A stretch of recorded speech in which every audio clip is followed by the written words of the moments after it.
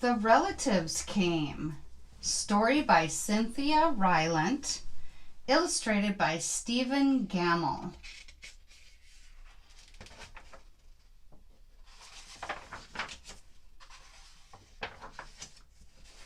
It was in the summer of the year when the relatives came. They came up from Virginia. They left when their grapes were nearly purple enough to pick, but not quite. They had an old station wagon that smelled like a real car, and in it they put an ice chest full of soda pop, and some boxes of crackers, and some bologna sandwiches, and up they came from Virginia. They left at 4 in the morning when it was still dark, before even the birds were awake.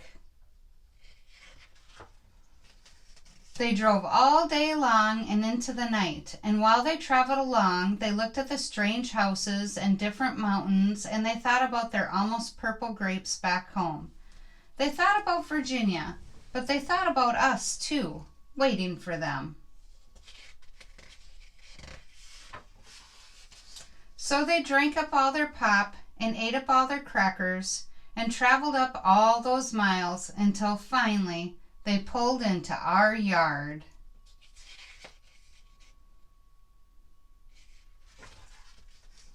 Then it was hugging time. Talk about hugging. Those relatives just passed us all around their car, pulling us against their wrinkled Virginia clothes, crying sometimes. They hugged us for hours.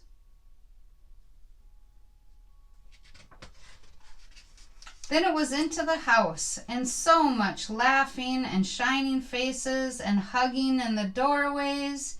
You'd have to go through at least 4 different hugs to get from the kitchen to the front room. Those relatives. And finally, after a big supper 2 or 3 times around, until we all got a turn at the table, there was quiet talk, and we were in 2s and 3s through the house.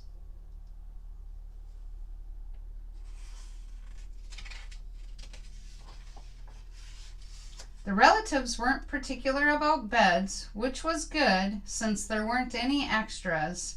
So a few squeezed in with us, and the rest slept on the floor, some with their arms thrown over the closest person, or some with an arm across one person and a leg across another. It was different, going to sleep with all that new breathing in the house.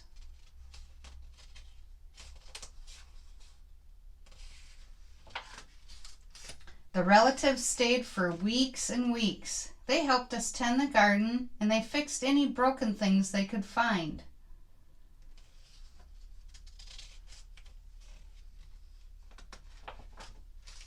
They ate up all of our strawberries and melons, then promised we could eat up all their grapes and peaches when we came to Virginia.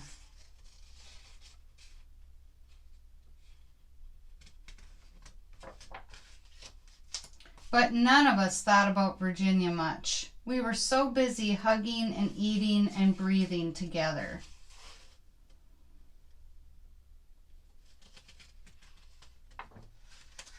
Finally, after a long time, the relatives loaded up their ice chest and headed back to Virginia at 4 in the morning.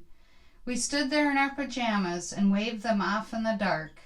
We watched the relatives disappear down the road. Then we crawled back into our beds that felt too big and too quiet. We fell asleep.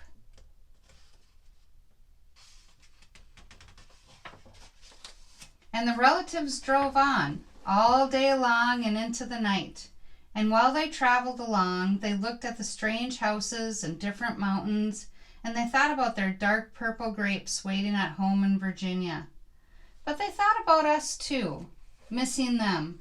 And they missed us. And when they were finally home in Virginia, they crawled into their silent, soft beds and dreamed about the next summer. The end.